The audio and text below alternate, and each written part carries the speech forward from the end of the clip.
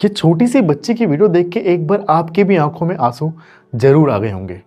आखिर ऐसा क्या हुआ था जो एक छोटी सी बच्ची अपनी माँ की कब्र के पास जाके अपनी माँ को बुला रही थी, एंड उसके बाद जो उसकी माँ ने किया, क्या वो सब कुछ सही था?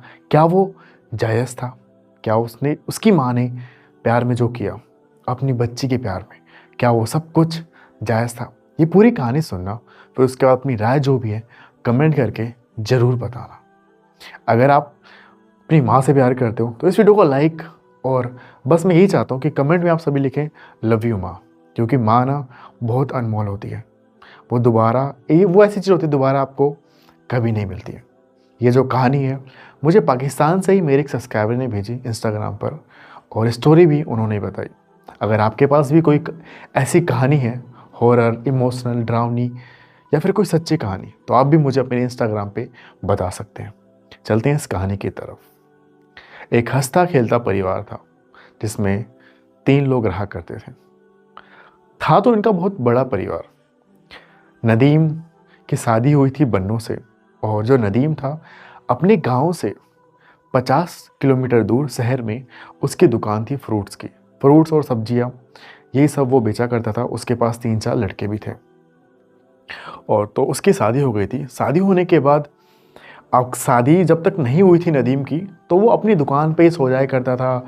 कभी कभार हफ्ते में एक बार अपने गांव आ जाया करता था। लेकिन शादी होने के बाद उसको रोज़ अप डाउन करना पड़ता था कि नई नई शादी है, बेगम को छोड़ के वो भी सोचे कि यार जिसने तो शादी करके वहाँ दुकान पे जब इसको सोना था, तो फिर ये क्यों उसने मेरे शादी की। तो नदीम भाई प्यार करने लग गया था। एक होता ना कि जिसको जैसा पार्टनर चाहिए होता है वैसा उसको मिल जाता है। तो उसकी बेगम बन्नो से उसको बहुत ज़्यादा प्यार हो गया था, लगभग 1 हफ्तों में ही। तो उसने डिसाइड किया कि मैं ना अपनी वाइफ के साथ, मैं शहर में रहता हूँ, मैं अपनी माँ से पूछ लेता हूँ अगर वो एग्री हो तो उसने अपनी माँ से पूछा कि माँ, मैं अपनी वाइफ को लेके क्या शहर में रह सकता हूँ? मैं रोज़ अप डाउन नहीं कर सकता। उसकी माँ ने ही मना नहीं किया कि हाँ नई नई शादी है, रहो, आपकी ज़िंदगी है बेटा, आप जियो। यहाँ पे हमारा पूरा परिवार है, तुम्हारे छोटे भाई हैं, बहनें हैं, बड़ा भाई है, सब लोग देखने के लिए हैं, तुम टेंशन मत लो। यहाँ खेती बाड़ी हम कर रहे हैं, तुम जाओ, तुम्हारा अभी ये सफ़र ज़िंदगी का नया स्टार्ट हुआ है, तो तुम जियो लाइफ को। अब नदीम ने एक घर देखा शहर में ही। शहर में घर मिलने के बाद नदीम ने अपनी बेगम के साथ, बन्नों के साथ रहना स्टार्ट कर दिया शहर में। शहर में रहने के कुछ महीनों बाद उनके घर पे एक खुशी की खबर आई कि बन्नो पेट से है।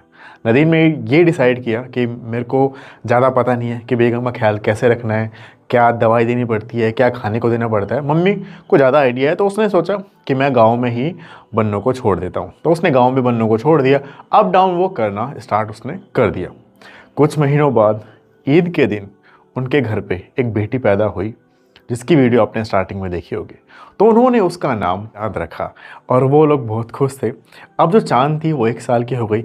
1 साल होने के बाद नदीम ने सोचा कि अपनी वाइफ को दोबारा से क्यों ना शहर में बुलाया जाए। शहर में वापस उसी घर में जहाँ पे नदीम रह रहा था, वहाँ पे दोबारा से बुलाया गया चांद और उनकी वाइफ बन्नो। तो वहाँ पे उन्होंने रहना स्टार्ट कर दिया। रहते रहते अब बीत गए थे 3 साल और 3 साल बाद फिर से उनके घर में एक खुशी आई, और खुशी ये थी कि दोबारा से बन्नो पेट से थी।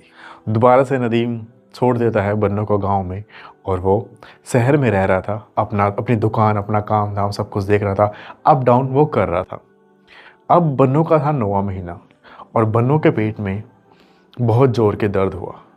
तो बन्नो ने नदीम को फ़ोन किया कि मेरे को लग रहा है कि अब मुझे हॉस्पिटल ले जाना चाहिए। बट जो नदीम की मम्मी थी वो थोड़ा गांव की थी, तो उन्होंने गांव की ही दाई को बुला लिया था। उनको लगा था कि जब चांद पैदा हुई थी तो भी उसकी नॉर्मल डिलीवरी हो गई थी, कोई दिक्कत नहीं हुई थी, तो सेकंड भी ऐसे नॉर्मल हो जाएगी, कोई दिक्कत वाली बात नहीं है। पर इस बार कुछ अजीब था। शायद अल्लाह को, भगवान को ये सब मंजूर नहीं था। वो कुछ और ही सोच के बैठे थे। नदीम बार बार फ़ोन कर रहा था बन्नो को कि तुम ठीक हो, तुम ठीक हो।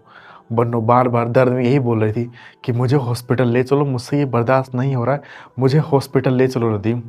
नदीम ने अपनी मम्मी को बोला फ़ोन करके कि मम्मी, अगर उससे दर्द बर्दाश्त नहीं हो रहा है तो उसको हॉस्पिटल ले जाओ मम्मी, अगर बन्नो कह रही हो तो उसको हॉस्पिटल ले जाओ। तो नदीम की अम्मी ने बस इतना ही बोला कि देख, पहले जो चांद हुई है ना, उसकी भी नॉर्मल डिलीवरी हुई है, तो ये भी आराम से हो जाएगा। पर ऐसा नहीं हुआ। बच्चा तो हुआ, पर बन्नों ने अपना दम तोड़ दिया और वो ये दुनिया छोड़कर चली गई। कहते हैं कि उसके बाद नदीम घर पे आया, अपनी माँ पर बहुत गुस्सा किया, लेकिन वो गुस्सा करके करता भी क्या। सब लोग चले गए। बन्नों को पास के ही गांव के जो ना कब्रिस्तान था वहाँ पे दफनाया गया। और नदीम बहुत गुस्सा था, अपनी बेटी को लेके वापस चला गया वहीं शहर पे, और अपनी बेटी के साथ ही उसने रहना स्टार्ट किया। उसको था कि यार मेरा सब कुछ ख़त्म हो ही गया, लेकिन हाँ मुझे जीना है, तो मेरी इस चांद के लिए, मेरी इस बच्ची के लिए उसने जीना स्टार्ट किया। वो अपनी बच्ची को ना सुबह घर से सब दूध लेके दुकान पे जाया करता था, एंड दिन भर अपनी उसकी जो बच्ची थी वहीं पे दुकान पे खेला करती थी, पूछा करती थी मम्मी कहाँ है, मम्मी कहाँ है, मम्मी मम्मी। लेकिन जो नदीम था बेचारा कुछ कह नहीं पाता था, रोने लगता था कि क्या जवाब दूँ छोटी सी बच्ची को, क्या बोलूँ कि इसकी माँ कहाँ गई। वो तो बार बार पूछती है माँ, मम्मी मम्मी, मोम मोम, पर नदीम के पास इसका कोई जवाब था नहीं। नदीम कहता था आएगी, जल्दी आएगी वो। उसके बाद रातों को ना नदीम ने देखा उसकी जो बेटी है वो उड़ जाती है और मम्मी मम्मी करती है, जैसे उसको कोई दिखाई दे रहा हो, उसकी मम्मी दिखाई दे रही हो। वो हंसने लगती है, मम्मी मम्मी मम्मी, और वो बाहर बाहर की तरफ, रूम की तरफ जाने लगती है, बाहर रूम से। नदीम ने एक बार देखा, दो बार देखा, तो नदीम को कहीं ना कहीं लगने लग गया था कि शायद बन्नू की आत्मा है यहीं पे, वो अपनी बच्ची को देखने आती है।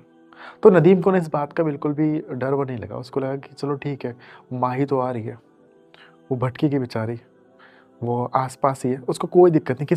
उसने किसी से कुछ नहीं बताया कि चलो उसकी माँ ही तो है। सब कुछ नॉर्मल चलता है। क्या रात को उसकी जो जो चांद थी वो उड़ जाया करती थी और मम्मी मम्मी बोला करती थी। एक दिन ऐसा हुआ कि नदीम सो रहा था और किचन में ना, जहाँ पे अक्सर बन्नो बैठ के चांद को दूध पिलाई करती थी, गिलास से ऐसे कटोरी में डाल के चम्मच से, गिलास वाला छोटे से दे देना, कभी कटोरी में चम्मच डाल दी उससे पिलाना, कभी छोटी सी गिलास दे दी, बन्नो इससे पी लो, तो वो पी लिया करती थी। वो छोटी सी बच्ची, वो बहुत समझदार हो गई थी, पता नहीं क्यों उसको भगवान ने, अल्लाह ने ऐसे बना दिया था, वक्त से पहले समझदार, तो गिलास लेके पिया करती थी। नदीम उठा रात को 3 बजे, तो उसने देखा कि उसकी बच्ची किचन में वहाँ खड़ी होके किसी को देख रही है ऊपर की तरफ, और मम्मी मम्मी कर रही है, और ऐसे ऐसे मतलब जैसे बच्चे खेलते हैं ना, वैसे वो कर रही है।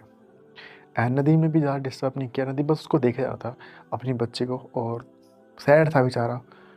और जो उसकी बच्ची थी ना, वो दूध पी रही थी। नदीम अपनी बच्चे को दूध पिलाता था ना, चांद को गिलास दे दिया, ये कर दिया, वो नहीं पिया करती थी। वो अक्सर बोलता था बेटा मैं तुम्हें चॉकलेट दूंगा, ये दूंगा, वो दूंगा, तो बहुत कुछ करने के बाद वो दूध पिया करती थी। लेकिन रात को ऐसे कौन उसको दूध पिला रहा था, आप सब समझ जाओ।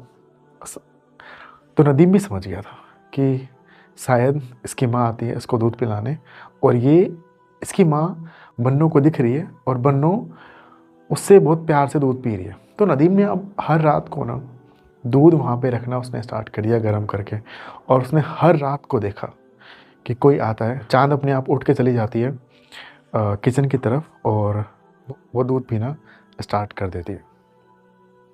ऐसे सब कुछ चलता रहा। एक दिन क्या हुआ, जो उसकी बेटी थी चांद, उसने नदीम को बोला कि छोटी सी बच्ची, गाँव गाँव गाँव, मतलब ऐसे उसने जिद की, गाँव गाँव कहीं रट लगाई उसने। तो नदीम ने बोल सोचा कि बहुत दिन हुए गाँव गए हुए, 8 से 9 महीने हुए चलता हूँ गाँव, शायद इसको भी याद आ रही होगी, वहाँ जाए सब बच्चों में खेले कूदेगी तो इसका हिमल बहल जाएगा, अगर इसकी वहाँ पे रुकेगी तो मैं इसको वहीं पे छोड़ के आ जाऊँगा। वहाँ पे जाने के बाद नदीम पहुँचा अपने गांव। जैसे ही बाइक से अपनी बेटी चांद को उसने उतारा, चांद ना जाने लगी गांव के बाहर की तरफ, पैदल पैदल जाने लगी।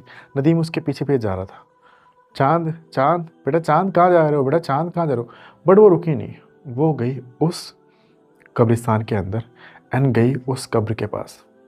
आपने देखा होगा उस वीडियो में, कब्र के पास जाके उसने बोलना स्टार्ट किया, मोम मोम।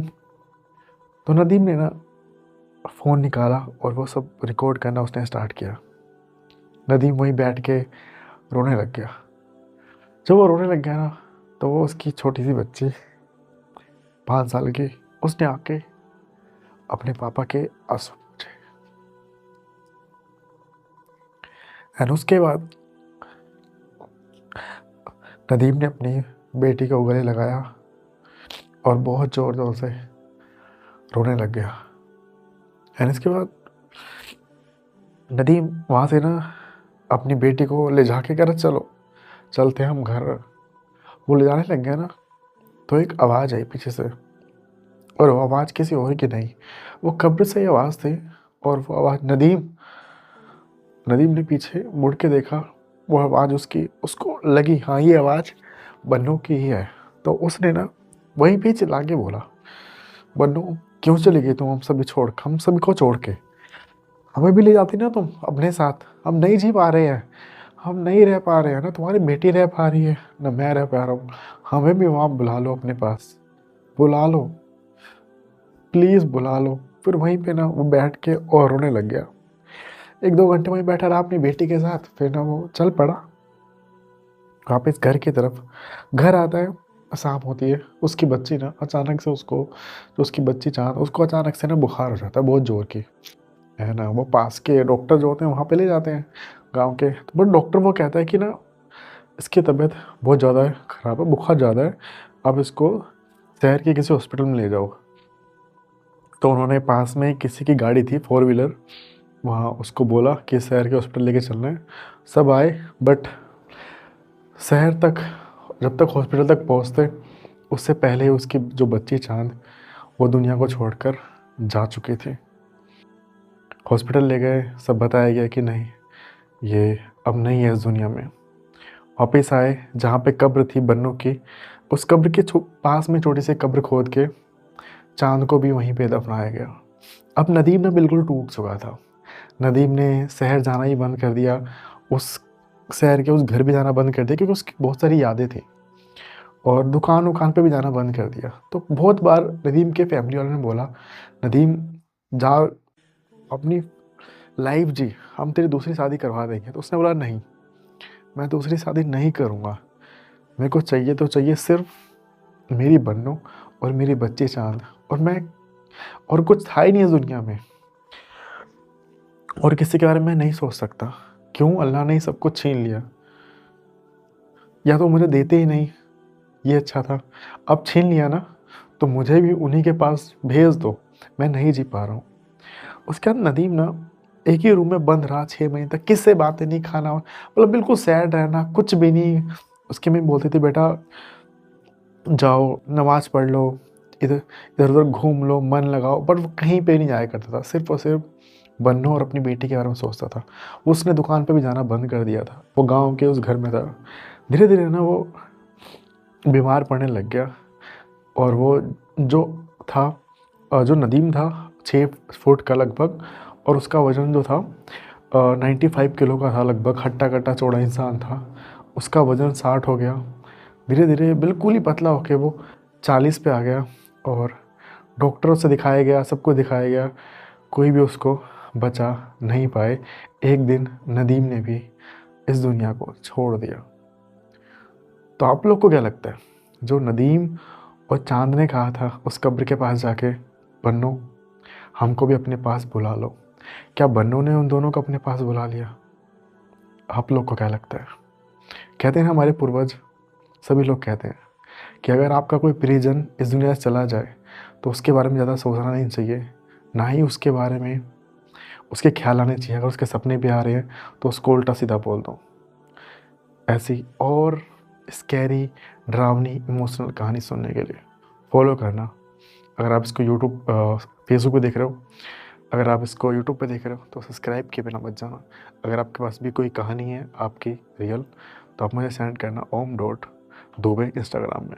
मिलता है फिर नेक्स्ट वीडियो में, तब तक के लिए बाय गाइस।